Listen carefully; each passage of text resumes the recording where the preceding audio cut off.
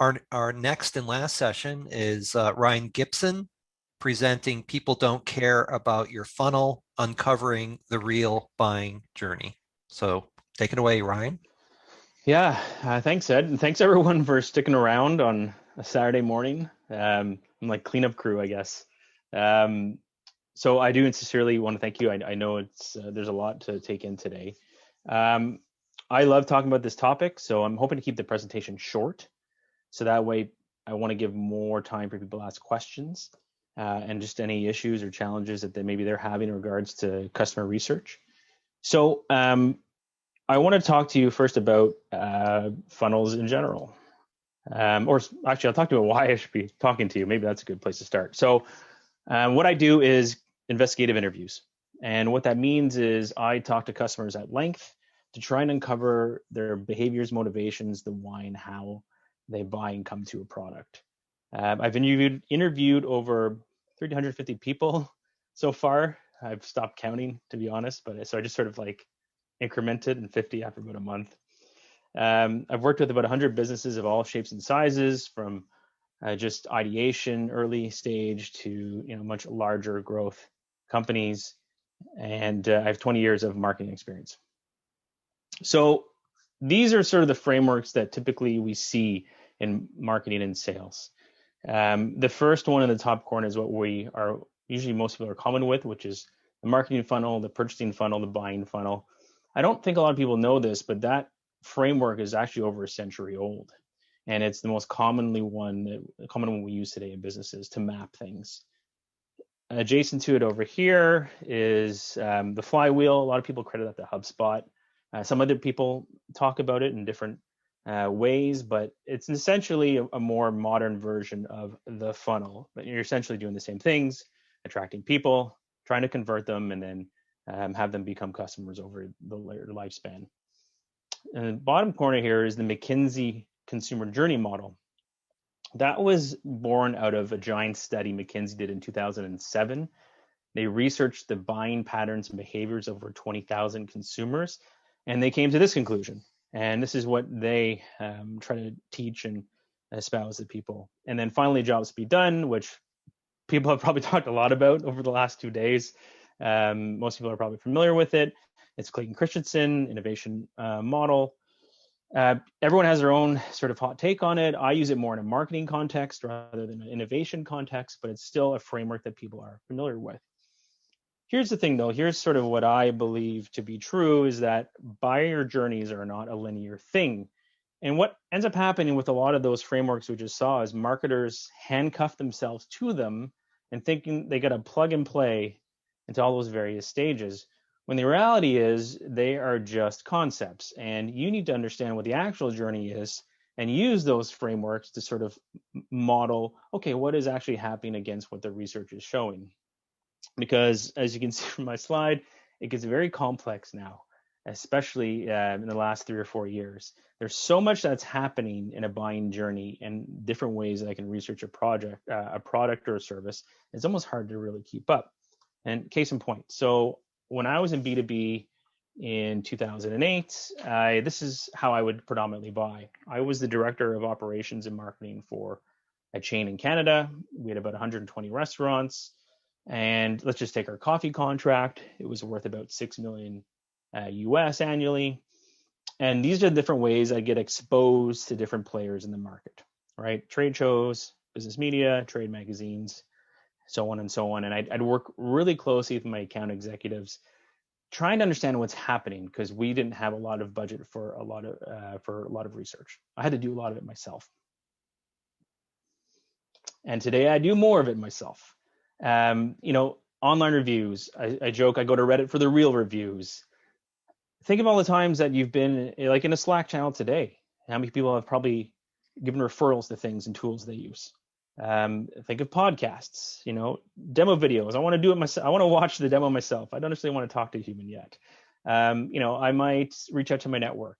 And then after I've built a high enough affinity, then I might reach out to an account executive. This was actually some of the stuff I did to reach out to Chris Bro on LinkedIn after I purchased a software product last year.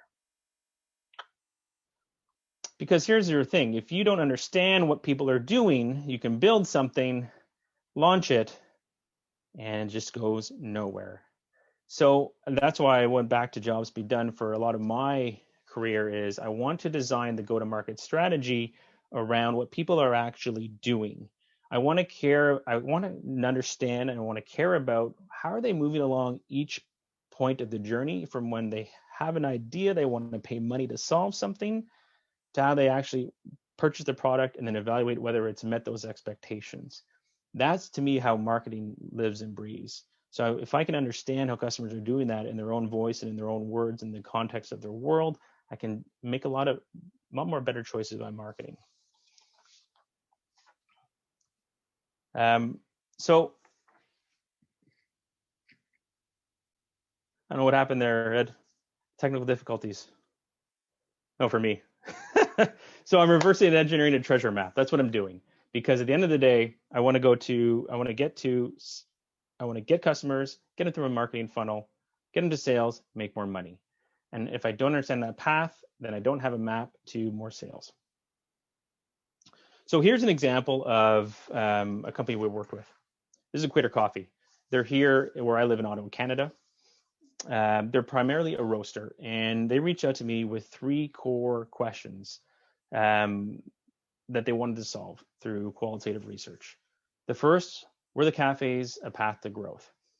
The pandemic had upended a lot of their business, like most B2C businesses.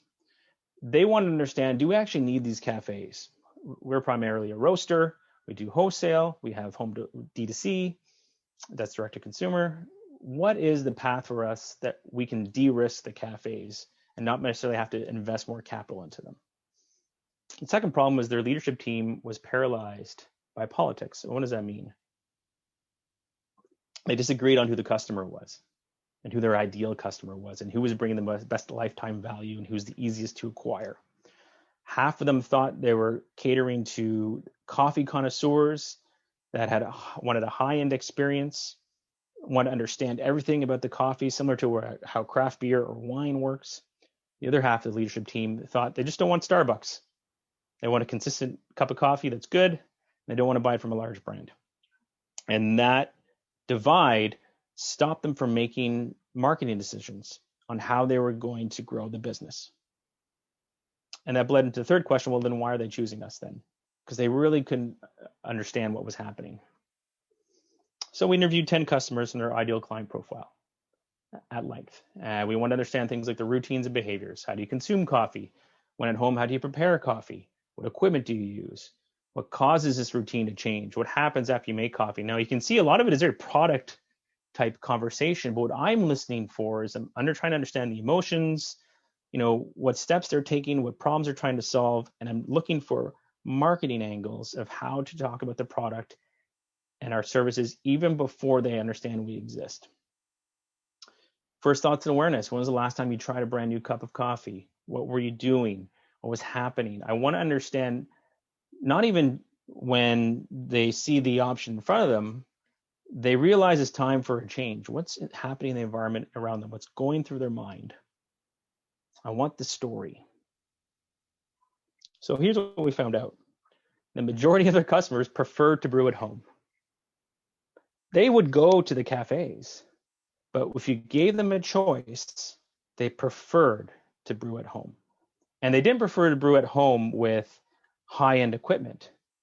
What they used was their $30 grinder, maybe just a little hand blender, and a French press. Whereas Equator was trying to sell their customer base $400 grinders, $1,000 espresso machines, and they weren't moving because people didn't use those to make their coffee at home. They used something else. And they didn't want Starbucks. What was really fascinating was it was actually people transitioning from Starbucks going to Equator. They didn't want the large corporate brand. They wanted a good experience, a good cup of coffee. They wanted the name right on the cup of coffee. And people were right in taking it to go. But they just didn't want the Starbucks brand. And what was really more interesting was when we talked to people that fit more of the coffee connoisseur, they were a high churn customer. So the amount of money to try and market to them would have been so much more than someone that's just naturally coming to you. And their customer, again, it wasn't this coffee expert that really wanted to know nuances and ins and outs. It's just someone that needed their day to get started. They just wanted that cup of coffee to get the routine going. They didn't do it because they thought coffee was the end all be all. So we tied it back to marketing. What could it look like? These are actually words that came from customers. People would say, "Oh, it's my morning routine. I can't get by without it.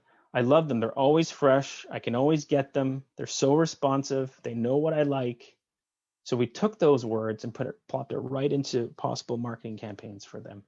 Now I don't have to think of things and come up in a boardroom and whiteboard stuff out. I've seen it happen where marketers and sales, their marketing and sales get aligned in a room. It's great, but they don't bring in the voice of the customer. They just start going based on their own instincts. And I've seen those campaigns launch and fall flat. This was their homepage before we started doing work with them.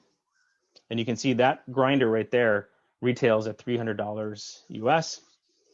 I don't know about you. I don't want to pay $300 for a coffee grinder. A lot of people didn't.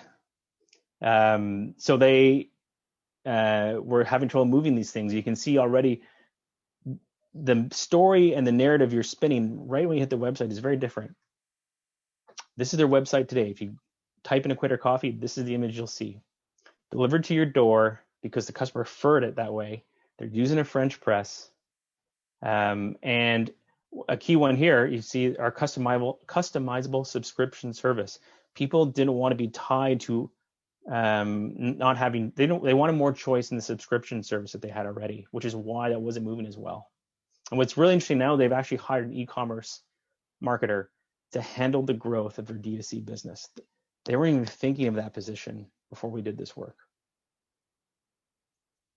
This is Shannon. She's the VP of operations, and she said, these aha moments were really about lessons. We're in a much better place to determine where we put our marketing dollars over the next year, which is so critical because it's so easy to guess and miss. But when you have these insights from customers and you can map them to the quantitative data you're seeing in your dashboards and everything you have at your CRM, you can make much better decisions about where you want to put your marketing budget. So just as you're doing this in your own business and with your own customers, a key one I always tell people, and it sounds trite, but it doesn't happen a lot, is I want you to record every interview because it's so easy to miss things. And if you're so focused on taking notes, you miss nuance and context and subtext and body language if you're doing it over video or if you're doing it in person. Don't go in with just randomly asking questions. It's a test. It's an investigation. It's a test of a hypothesis. You want to prove or disprove. And it's not a chat, right? It's not just a friendly conversation. You are looking to prove or disprove something, remember. It's a controlled conversation. Even if you're not comfortable with understanding how to take someone through an investigative interview, one of the easiest ways to start is just start at the beginning and just ask variations of, then what happened? And then what happened? Which sounds silly, but it's the easiest way to map out a story and a narrative and a path of how they got from, I don't know you exist, but I want to make a change, to here's some money, thank you.